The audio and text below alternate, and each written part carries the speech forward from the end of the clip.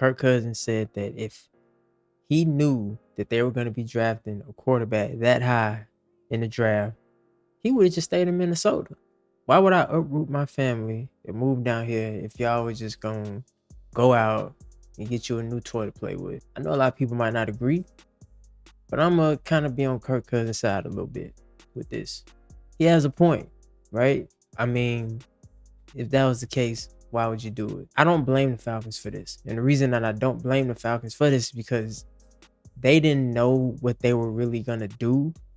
And just making sure that you had a quarterback in the building, that was the most important part. Now, the $100 million, I understand. That's a lot of money. $180 million, however much you're making, right? But at the end of the day, that money's not coming out of our pockets.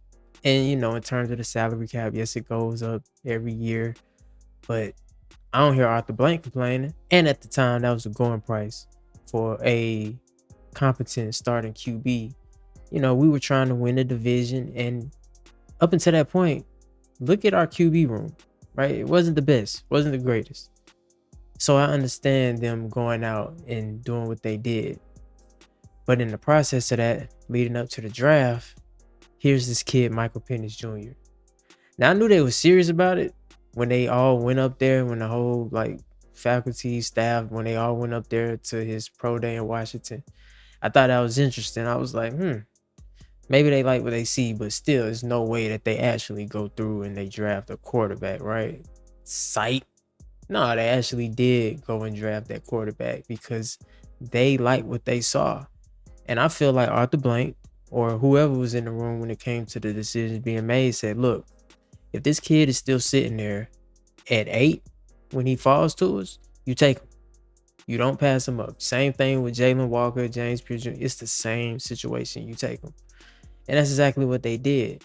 Now, Kirk Cousins, he felt like he was misled. He felt blindsided, hoodwinked. But again, I'm not blaming the Falcons for that because put it to you like this, and to use this as an example. Say you go out and you buy a new camera, right? But then a couple months later, they drop a newer version, right? 4K, recording, just all new features. 9 times out of 10, if you got the bread, you're going to upgrade because you're thinking about the future. Maybe that older camera that you had, maybe it's not going to be future proof, more like the newer camera is. You understand what I'm saying? And that's exactly what the Falcons did. Falcons aren't behind the scenes trying to, swindle Kirk Cousins or trying to do. No, we're trying to put our team in the best possible position that you can at the end of the day. Now, it is interesting to hear him say that he would have stayed in Minnesota if that was the case. And I get it, having to get up and move your family and stuff like that.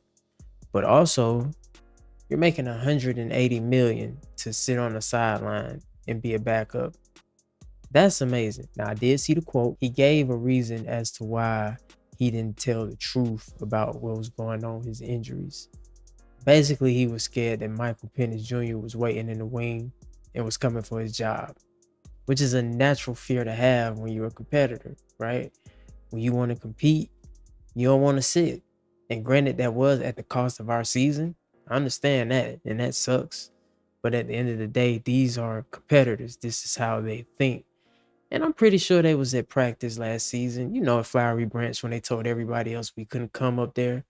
I'm pretty sure they saw the way that Michael Penix was throwing them balls, and they was like, yeah, we cannot let the fans see this. So naturally, they kept cameras away and stuff like that. But, Kirk Cousins knew that, man. And he knew that eventually his time was going to come. And, he let that fear get the best of him. He let that fear drive him to go ask Arthur Blank earlier this year, could he just be released? Because he knew that if I don't see the field now, there's a chance that I might not see it again. And those what led his decisions. Not saying it's right, but I mean, if we're speaking from a competitor's mind, if you're somebody that likes to compete, this is how you're probably going to operate. And it's not right because our season was on the line and it literally cost us our season last year. But I'm not mad at him. You feel me?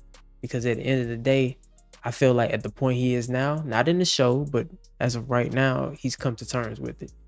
Now, of course, I haven't seen the rest of the quarterback show. I'm gonna check out the rest of the episodes, throughout the week.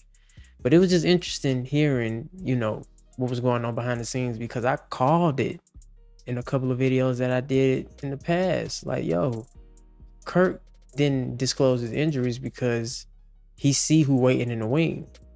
He know that Michael Penix, this is his team. He know that this is his city. He know that. He could feel it. He could feel the energy. But that competitor mind, dog, you don't want to sit down and let go of that. But yeah, don't buy into what the media is saying. Of course, the media gonna try to find anything to say bad about the Falcons or hate. They still bringing up the fact that, oh, you're paying him so much money to sit on the sideline, blah, blah, blah, blah, blah. Listen, if AB ain't complaining, why are you complaining?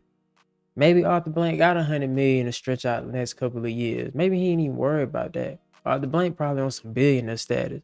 That stadium is hosting so many things in the next couple of years. I'm pretty sure he got the bread.